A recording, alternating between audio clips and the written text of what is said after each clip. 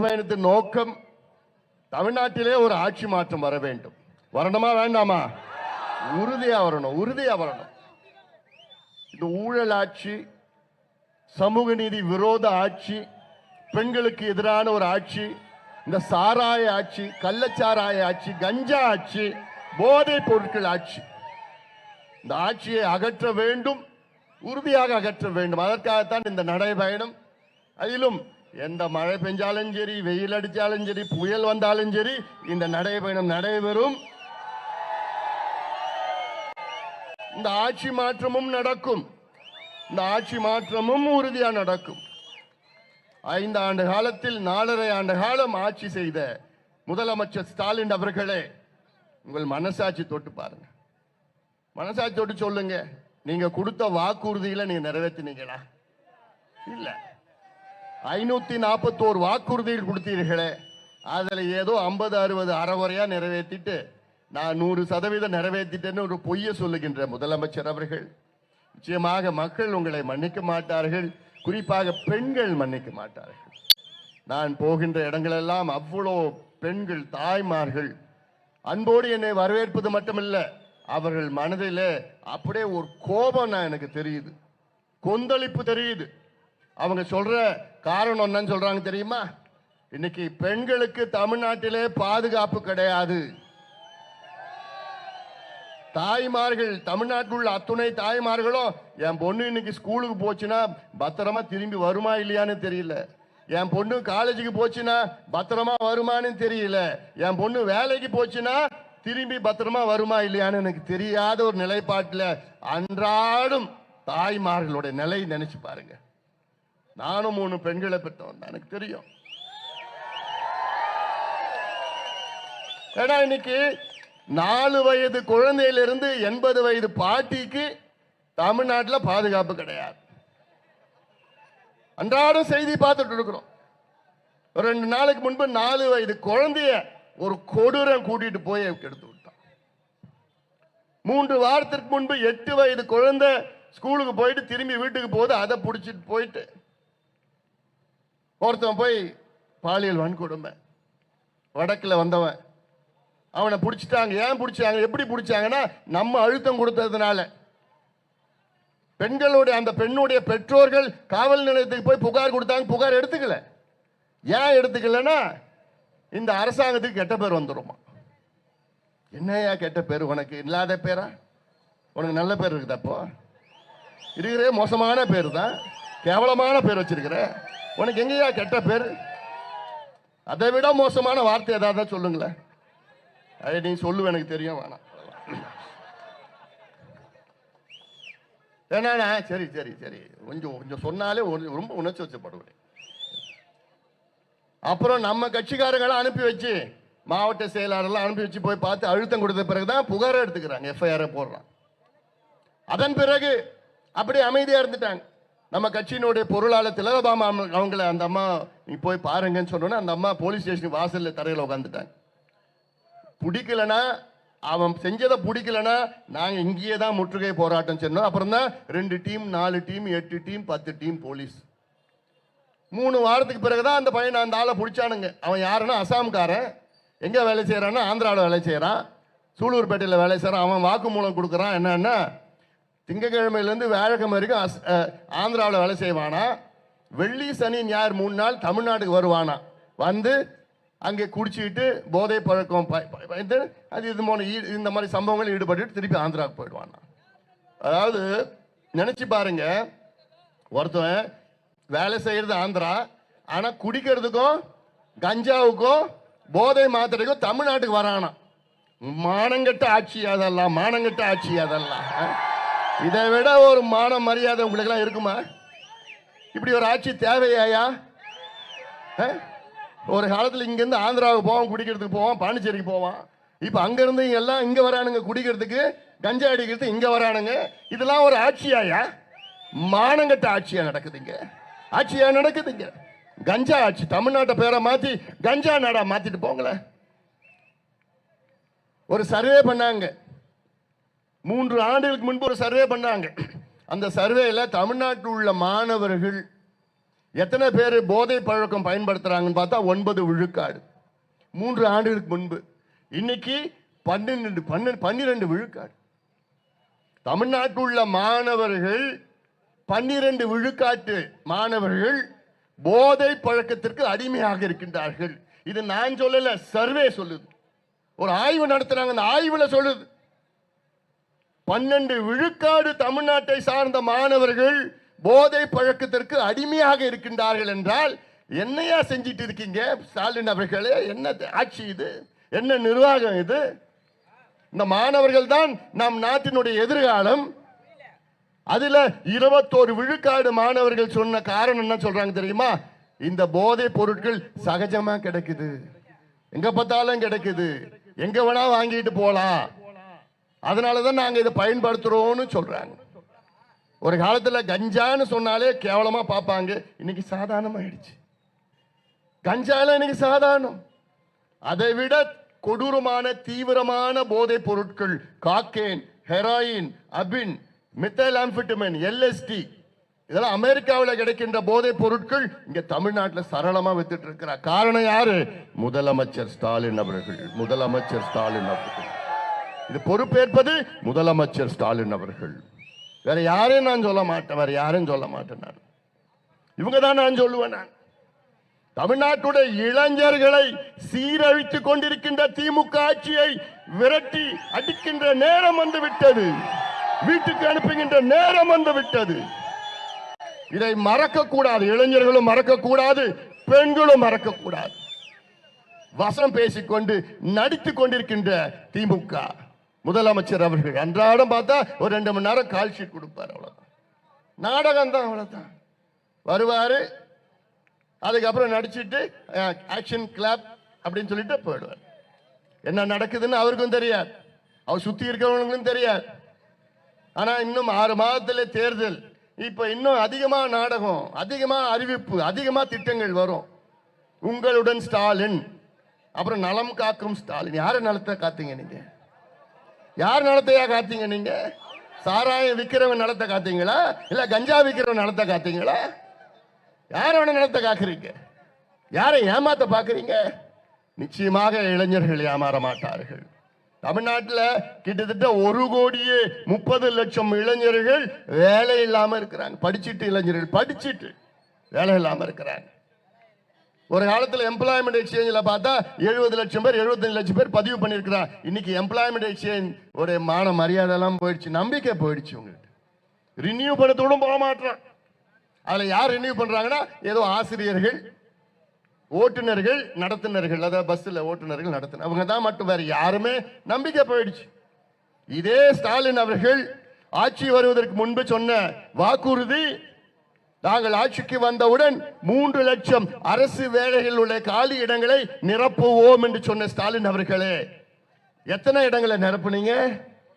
நாங்கள் ஆட்சிக்கு வந்தவுடன் 2 லட்சம் புதிய அரசு பணியிடங்களை நாங்கள் உருவாக்குவோம் என்று சொன்னீர்களே ஸ்டாலின் அவர்களே, எத்தனை இடங்களை உருவாக்குனீங்க?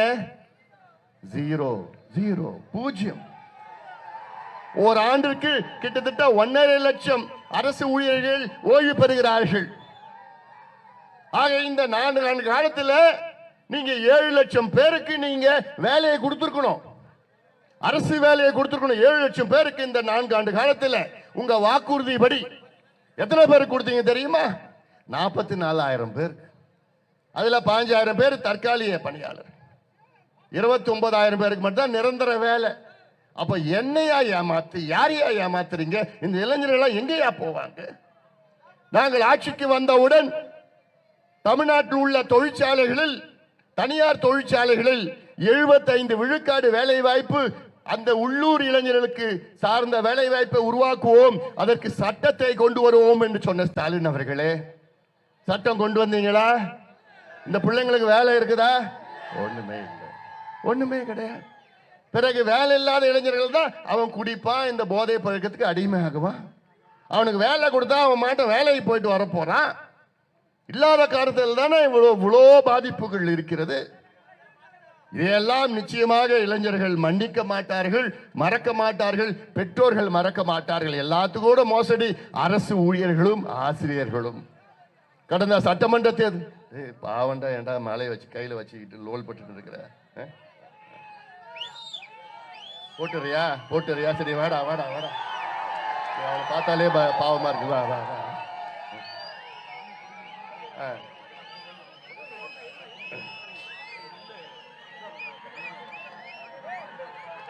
பார்த்தாலே பாவமா இருக்கு கையில பிடிச்சி வச்சுக்கிறேன் மழையில கொடிய கீழே இருக்கு கொடிய கீழே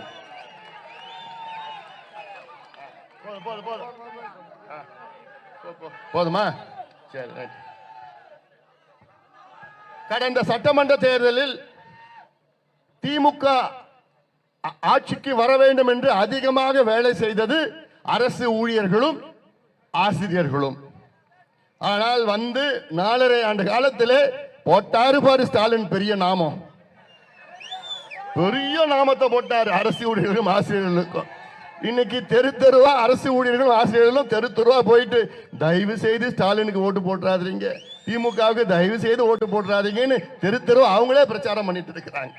அவங்க கேட்டது என்னையா கேட்டாங்க, எங்களுக்கு பழைய ஓய்வூதியத்தை கொடுங்க. இந்தியாவில் 7 மாநிலங்களில் பழைய ஓய்வூதியம் கொடுக்கிறார்கள், தமிழ்நாட்டில் எங்களுக்கு கொடுங்கன்னு கேட்டாங்க. அவ்வளவுதான். 4.5 ஆண்டுக்கு பிறகு அவங்க போட்டாரு பாரு ஞாபகம் என்னன்னு ஒரு குழுவை போட்டார். ககன்தீப் சிங் பேடி தலைமையில ஒரு குழு.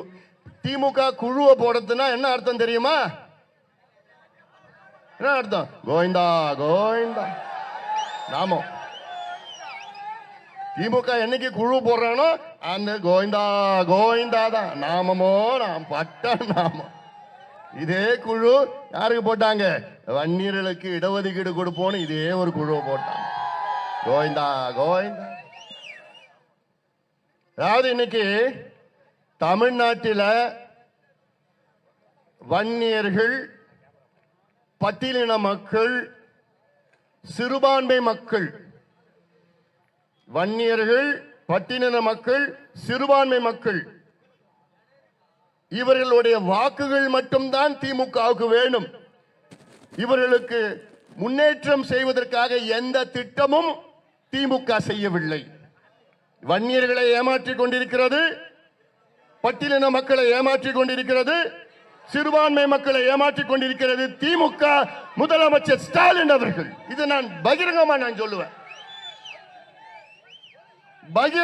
சொல்லுவேன். இதை மறுப்பதற்கு யாரால முடியாது. அப்படி இதை மறுக்கிறீர்கள் என்றால் ஒரு மேடையை போடுங்க, நான் வந்து பேசுறேயா. நீங்க எந்த மேடை வேணா போடுங்க, நான் பேசுறதுக்கு நான் தயாரா இருக்கிறேன். ஏதோ திமுக சிறுபான்மை மக்களுக்கு நாங்கள் பாதுகாவலர் என்ன செஞ்சீங்க? உங்களுக்கு அந்த இடஒதுக்கீடை கொடுக்க சொன்னது பாட்டாளி மக்கள் கட்சி, எங்களுடைய மருத்துவர் ஐயா தான். அதற்கு போராடியது மருத்துவர் ஐயாவும் பாட்டாளி மக்கள் கட்சி தான். பாட்டாளி மக்கள் கட்சி ஐயா இல்லைன்னா இன்னைக்கு இஸ்லாமியர்களுக்கு 3.5 விழுக்காடு இடஒதுக்கீடு இருக்காது. அதற்கு பிறகு என்னையா செஞ்சீங்க? இந்த சமுதாயங்கள் முன்னேற்றத்திற்கு என்ன செஞ்சீங்க? ஒண்ணுமே இல்லை, ஒண்ணுமே இல்லை. இந்த மக்கள் உங்களுக்கு வாக்குகள் மட்டும்தான் போடணும், வாக்கு வங்கி, ஓட் பேங்க். ஆனா இந்த மக்கள் முன்னேறக்கூடாது, படிக்க கூடாது, வேலைக்கு போக கூடாது, இவங்களுக்கு சலுகைகள் கொடுக்க கூடாது. அதுல தெளிவா இருக்கிறாங்க திமுக, தெளிவா இருக்கிறாங்க. கொள்ளையோ கொள்ள, கொள்ளையோ கொள்ள, எதுல வேணா கொள்ளடிப்பாங்க, எதுல வேணா கொள்ளடிப்பாங்க. ஆனா இந்த மக்களுக்கு எதுவும் செய்யக்கூடாது. இந்த வாணியம்பாடி திருப்பத்தூர் மாவட்டம், இந்த திருப்பத்தூர் மாவட்டத்தை பிரிக்க வேண்டும் என்று போராடியது எங்களுடைய மருத்துவர் ஐயாவும் பாட்டாளி மக்கள் கட்சியும் தானே. ஆனா பிரித்த பிறகு ஏதாவது இருக்குதா? கிடைச்சதா? ஒன்றும் கிடையாது, ஒண்ணுமே கிடையாது. இந்த பாலார் பால் போன்றார், பால் போன்றார். ஒரு காலத்துல அவ்வளோ தண்ணி இருக்கு, அவ்வளோ தண்ணி ஓடிட்டு இருக்கு. இன்னைக்கு தண்ணி இல்ல, மண்ணும் கிடையாது, சாக்கடை, கழிவு. அதிகமா தோல் பதனிடும் தொழிற்சாலைகள் இந்த பகுதியில் தான் இருக்கு. நமக்கு தோல் பதனிடும் தொழிற்சாலைகள் மூலமாக பொருளாதார முன்னேற்றம் வருகிறது. ஆனால் அதைவிட பாதிப்பு சுற்றுச்சூழலுக்கு, அதைவிட பாதிப்பு உங்களுக்கு, உங்கள் பிள்ளைகளுக்கு, விவசாய மண்ணிற்கு, தண்ணீருக்கு பாதிப்பு இருக்கிறது. தொழில் செய்யுங்க, வேணாம் சொல்லல. ஆனால் அந்த தொழிலை தூய்மையாக செய்யுங்கள். மற்றவர்களுக்கு பாதித்து அந்த தொழில் செய்ய வேண்டாம். இந்த பாலாறு வருது. பில்லூர் நீங்க பார்த்திருப்பீங்க. அன்னைக்கு வந்தேன், பில்லூருக்கு வந்தேன். ஆந்திராவில் தடுப்பணை கட்டினாங்கன்னு நான் தான் முதல் அந்த ஸ்பாட்டுக்கு போய் பண்ணதுக்கு பிறகுதான் அந்த தடுப்பணையை நிறுத்திட்டாங்க. இல்ல 50 அடி கட்டியிருப்பாங்க, 6 அடியில் நிறுத்திட்டாங்க. அப்படி பாலாற்றை பாதுகாக்க வேண்டும் என்ற நோக்கத்திலே தான் 2 நாள் நடைபயணத்தை மேற்கொண்டேன். பாலாற்றை காப்போம் என்று எங்களுடைய மருத்துவர் ஐயா அவர்கள் 1996ஆம் ஆண்டிலே இங்கே வாணியம்பாடியிலிருந்து வாலாஜா வரைக்கும் 3 நாள் சைக்கிள் பயணம். எப்போ? 1996. அப்பவே 5000 இளைஞர்களுடன் பாலாற்றை காப்போம் என்று 3 நாள் சைக்கிள் பயணம் போனார் மருத்துவர் ஐயா அவர்கள். எதுக்கு அதெல்லாம் நாங்கள் செய்கிறோம்? உங்களுடைய நலனுக்காக தானே. இந்த மண்ணையும் இந்த மக்களையும் காப்பாற்ற வேண்டும், பாதுகாக்க வேண்டும். சுத்தி இருக்கிற இந்த மண்ணெல்லாம் விவசாய பூமி, நமக்கு சோறு போடுகின்ற மண், 1000 ஆண்டுகள் நமக்கு உணவளித்த மண், இனி 1000 ஆண்டுகள் நம் சந்ததியினருக்கு உணவளிக்கின்ற மண். இந்த மண்ணை காப்பாற்றுவது, பாதுகாப்பது நம் கடமை. இது நம் கடமை. நம்ம இடையில வந்துட்டு நம்ம போவோம், அவ்வளவுதான். வருங்காலத்தில் இளைஞர்கள் எங்கே சாப்பிடுவாங்க? வருங்கால சந்ததி எங்க சாப்பிட போறாங்க? நம்ம மண்ணை நாசப்படுத்திட்டோம். இங்க வாணி டெக்குன்னு ஒரு பொது நிறுவனம், கம்பெனி. இந்த தோல் பதன தொழிற்சாலையில் உள்ள ஒட்டுமொத்த அந்த கழிவுகள் அந்த வாணி டெக் கம்பெனியில வந்து அதை சுத்திகரித்து அதற்கு பிறகுதான் சுத்தமான தண்ணியை பாலாத்துல விடணும். அப்படின்னா அப்படி செய்யறாங்களா? இல்ல இல்ல. ராத்திரில யாருக்கும் தெரியாம தண்ணியை திறந்து விட்டுறான். தண்ணி இல்ல, அது கழிவு, சாக்கடை கழிவு, ரசாயன கழிவு, கெமிக்கல் பொல்யூஷன். அப்படியே அல்ல, குரோமியத்துல இருந்து மர்க்கரியில இருந்து என்னென்ன இருக்கு அப்படியே பாலாத்துல இங்க அப்படியே போகுது.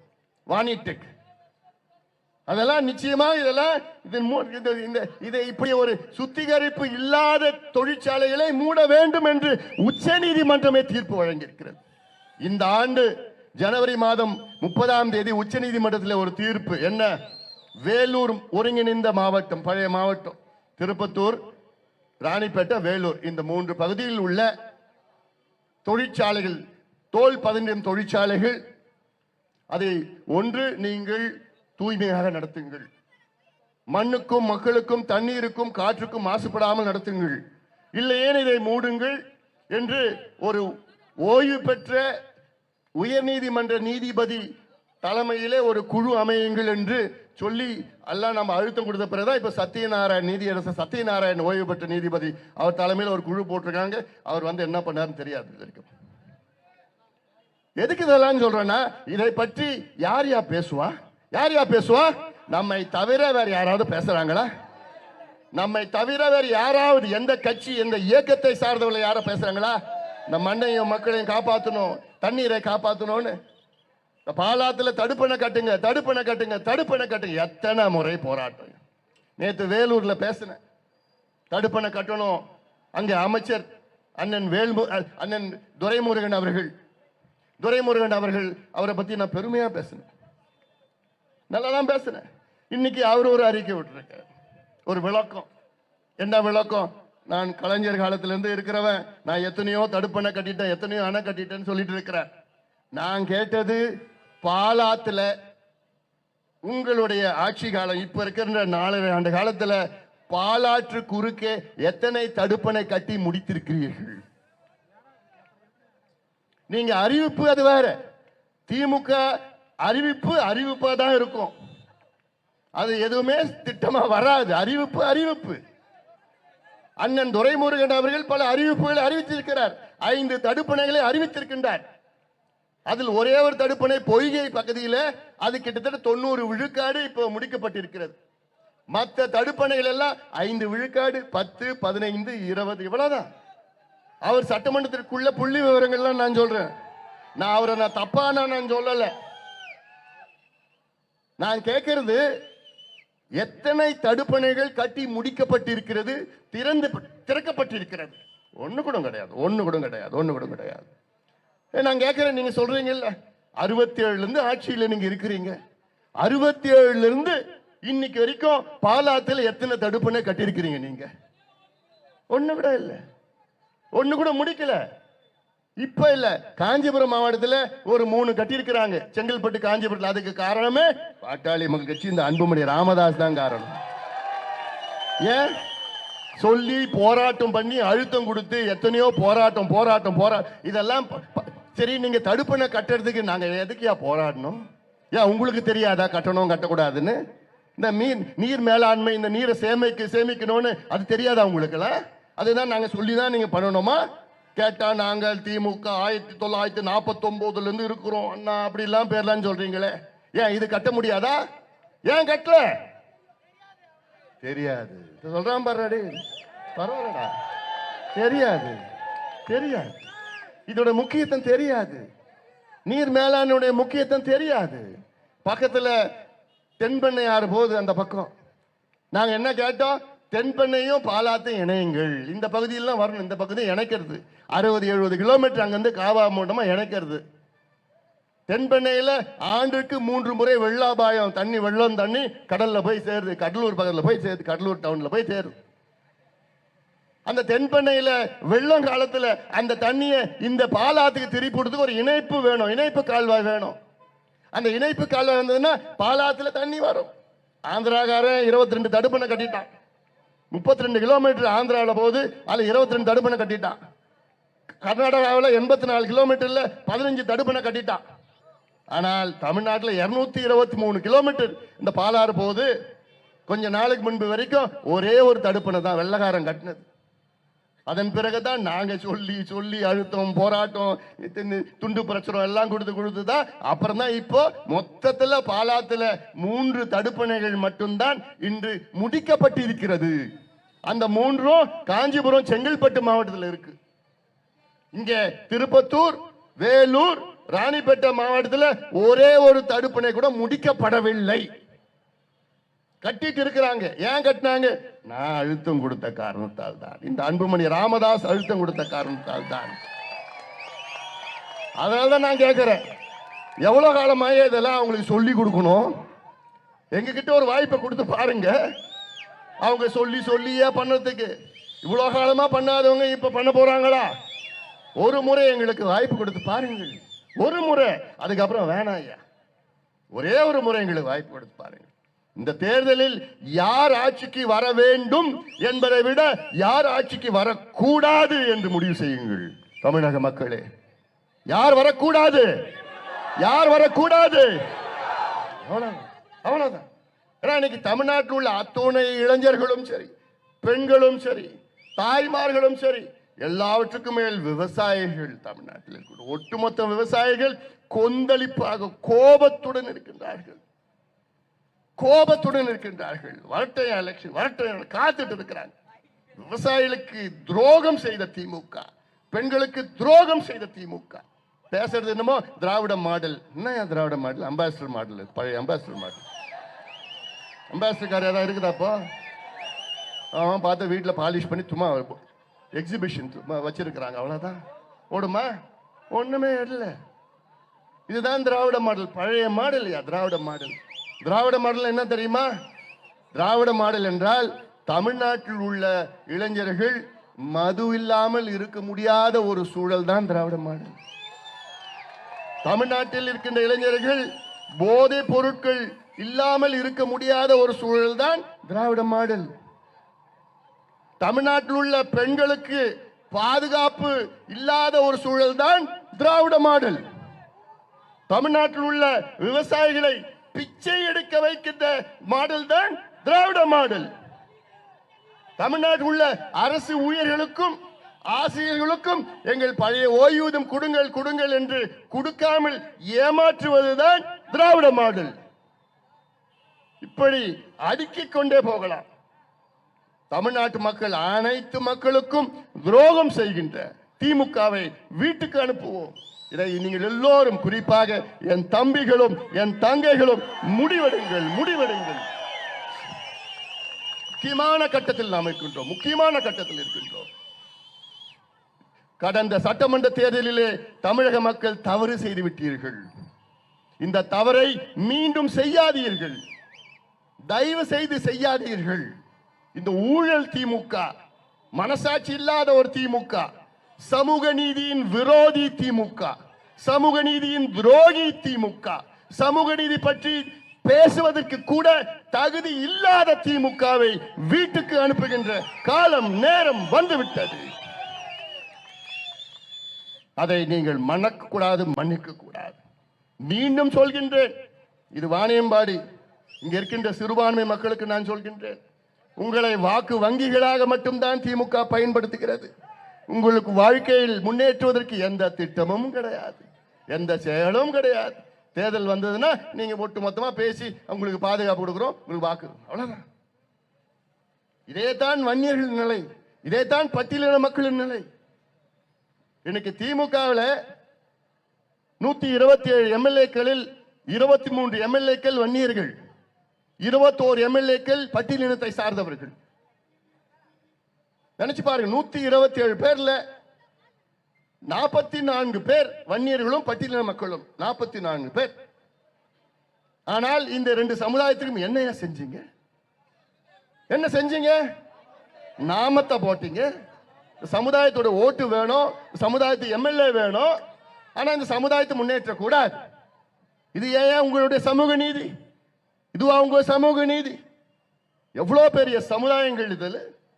இவங்க படிக்க கூடாதா, வேலைக்கு போக கூடாதா, சுயமரியாதை வாழக்கூடாதா, அடிமையா இருக்கணுமா, குடிக்கு அடிமையா இருக்கணுமா, மதுவுக்கு அடிமையா இருக்கணுமா, போதைக்கு அடிமையா இருக்கணுமா, உங்களுக்கு அடிமையா இருக்கணுமா?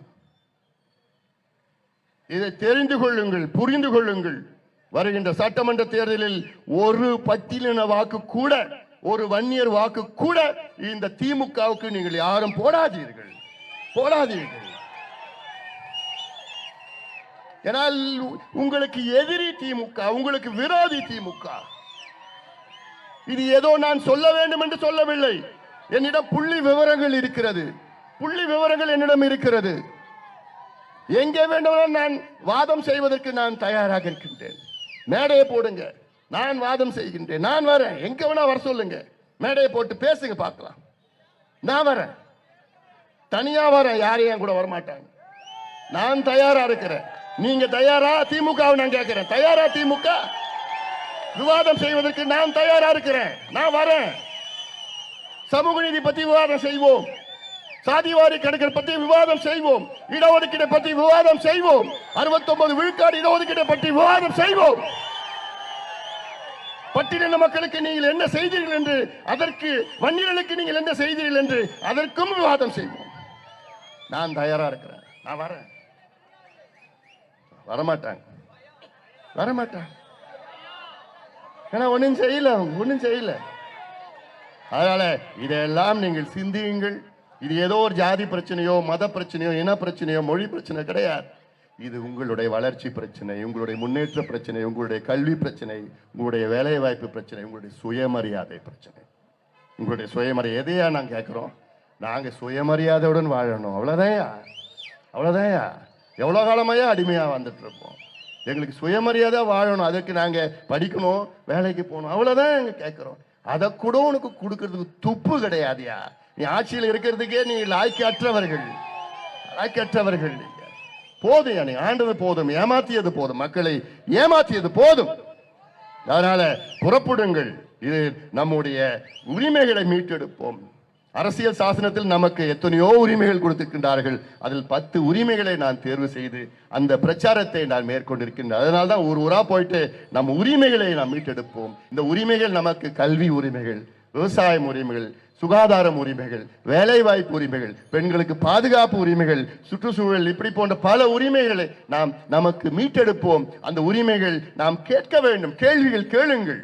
தமிழக மக்களே, இந்த திமுக ஆட்சியிடம் கேள்விகள் கேளுங்கள். என் உரிமைகள் இருக்கிறது, என் உரிமையை கொடு என்று நீங்கள் தைரியமாக கேட்க வேண்டும். அதற்காகத்தான் இந்த பயணத்தை, நடைபயணத்தை நான் மேற்கொண்டிருக்கின்றேன். அதற்கு நீங்கள் எல்லோரும் தயார் நிலையில் வாருங்கள்.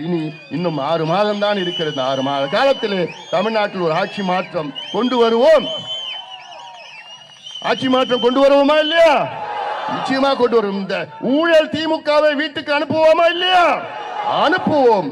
இதை ஒவ்வொருவரும் நீங்கள் முடிவு செய்து, ஒவ்வொரு இளைஞர்களும், அனைத்து தரப்பு மக்கள், பெண்கள், பெற்றோர்கள், மாணவர்கள், இளைஞர்கள், விவசாயிகள், அரசு ஊழியர்கள், ஆசிரியர்கள், நெசவாளர்கள், மீனவர்கள், தொழிலாளர்கள், வியாபாரிகள் போன்ற அத்துணை வர்க்கத்தை சார்ந்தவர்கள், உழைக்கின்ற வர்க்கத்தை சார்ந்தவர்கள் அத்துணை பேரும் முடிவெடுங்கள். இந்த ஊழல் திமுக, மக்கள் விரோத திமுகவை வீட்டுக்கு அனுப்புவோம் அனுப்புவோம் அனுப்புவோம் என்று நீங்கள் எல்லோரும் சபதம் எடுக்க வேண்டும், உறுதி எடுக்க வேண்டும் என்று சொல்லி இந்த நடைபயணத்தை சிறப்பாக நடத்தி கொண்டிருக்கின்ற அனைத்து நிலை நிர்வாகிகளுக்கும் என்னுடைய வாழ்த்துக்கள், பாராட்டுக்களை தெரிவிக்கின்றேன். உரிமைகளை மீட்டெடுப்போம் மீட்டெடுப்போம் மீட்டெடுப்போம். நன்றி.